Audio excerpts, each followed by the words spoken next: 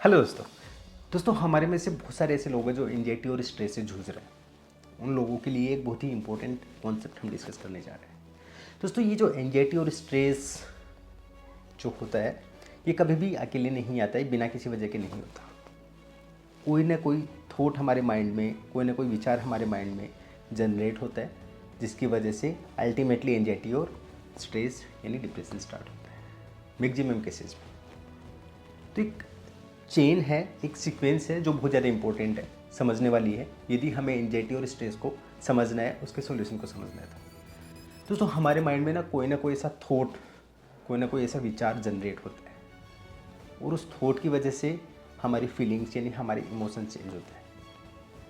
जैसे कोई भी थॉट आया और उसकी वजह से हमारा इमोशन यानी फीलिंग्स चेंज हुई, जैसे कि हम या तो डिप्रेशन की तरफ चले गए, उदास रहने लग गए या फिर घबराहट होने लगी।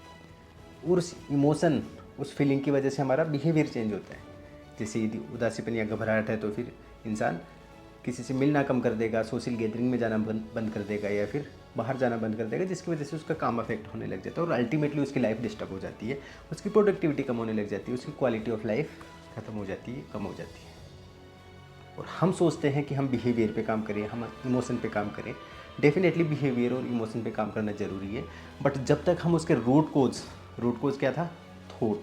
जब तक हम उस थॉट, उस विचार को टैकल करना नहीं सीखेंगे ना, जब तक हम उस थॉट पे, उस विचार पे काम नहीं करेंगे, तब तक इमोशन और बिहेवियर ठीक नहीं होगा या फिर बड़ी मुश्किल से होगा।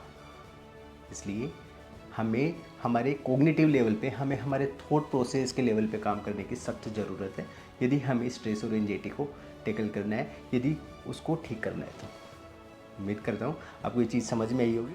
और नेगेटिव थॉट्स को कैसे ठीक किया जाए, विचारों को कैसे टैकल किया जाए, उसके लिए हम एक पूरी सीरीज़ लेके आ रहे हैं CBT की, यानी कॉग्निटिव बिहेवियर थेरेपी की सीरीज़, जिसमें आपको स्टेप बाय स्टेप सिखाया जाएगा कि कैसे अपने नेगेटिव थॉट्स को टैकल करें, उनको हैंडल करें और अपनी क्वालिटी ऑफ लाइफ इंप्रूव करें।